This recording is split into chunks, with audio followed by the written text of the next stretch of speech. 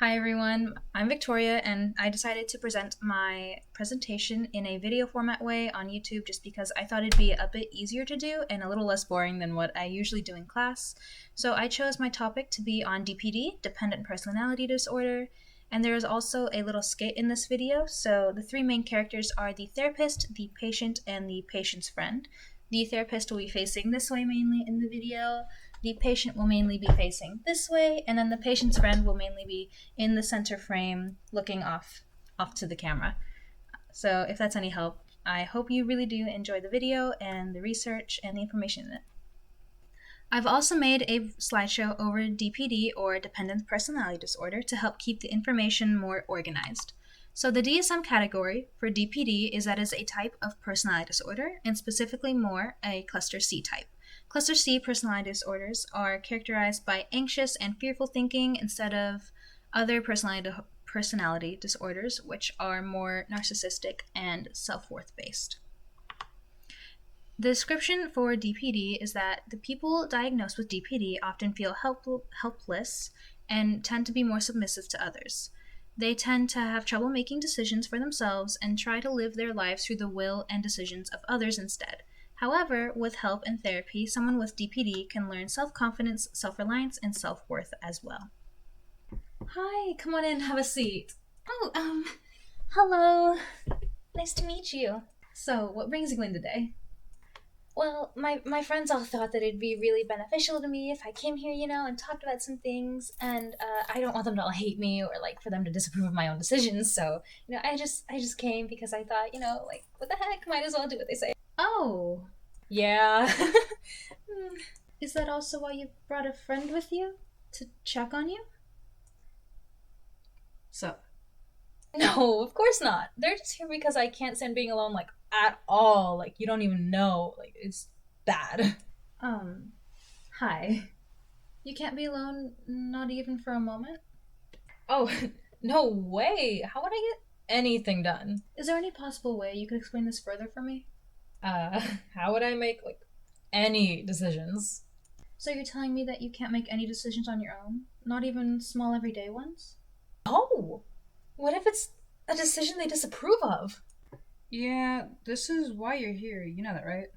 What do you mean? Everyone's like that. You just want to make sure that, they don't end up hating you because you make the wrong decisions and then leave you forever and then leave you stranded and you're all alone, so you have to get a new friend immediately. Like, no way would I ever make the wrong decision.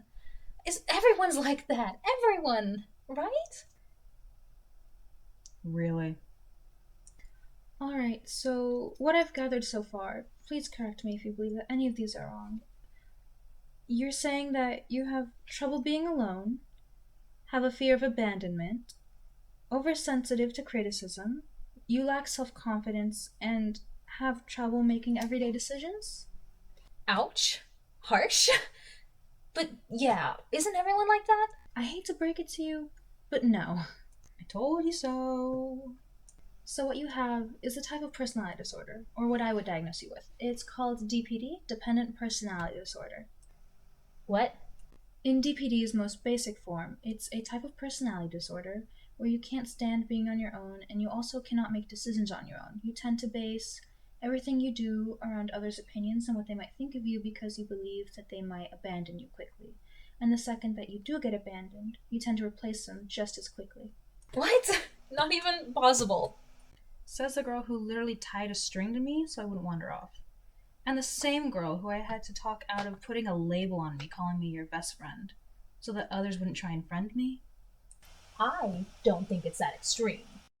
So, some symptoms of dependent personality disorder can be avoidance of personal responsibility, meaning that they don't want to take responsibility for any of their own problems that they've caused or created.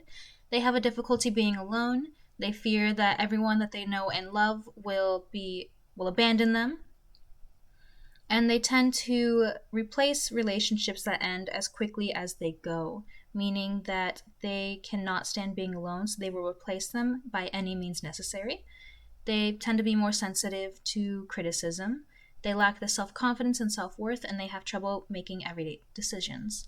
The causes of this, there are four main causes. First one can be abusive relationships, because they tend to stay in abusive relationships. they tend to, instead of being alone, they would rather be with someone who abuses them because it's better than being alone to them. Childhood trauma, child abuse, including verbal abuse or neglect, family history, meaning someone who has DPD or another type of anxiety disorder that is in the family, they are more likely to have a DPD diagnosis. And then certain cultural and religious and family behaviors, meaning that if a cultural belief is that you have to be polite and listen to everything that an elder says, they're more likely to have DPD because they're used to not making their own decisions.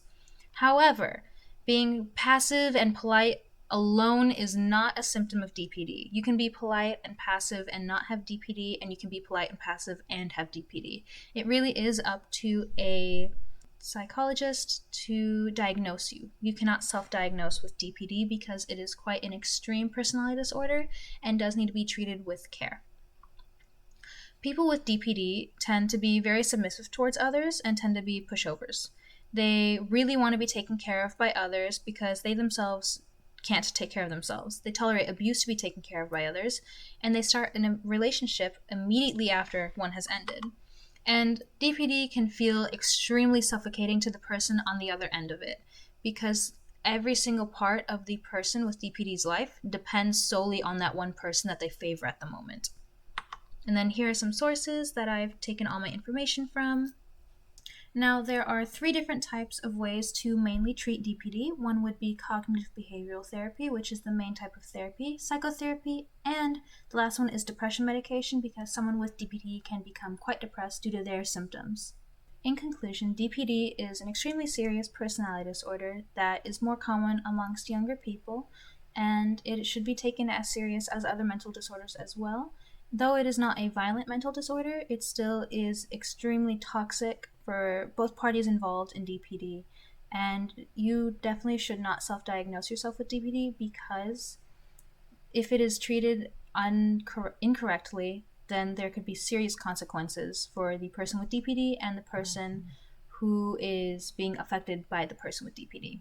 People with DPD usually pick a favorite person and tend to latch to them. However, when that favorite person leaves, they don't try to grieve their loss, they try to replace so they don't feel the emptiness. My biggest recommendation would be if you believe that you do have DPD or you relate to any of the symptoms or maybe even some of the causes in the examples given, I recommend going to a psychologist instead of self-diagnosing because it is the safest option. Thank you for watching, and I hope you guys enjoyed and have a great day.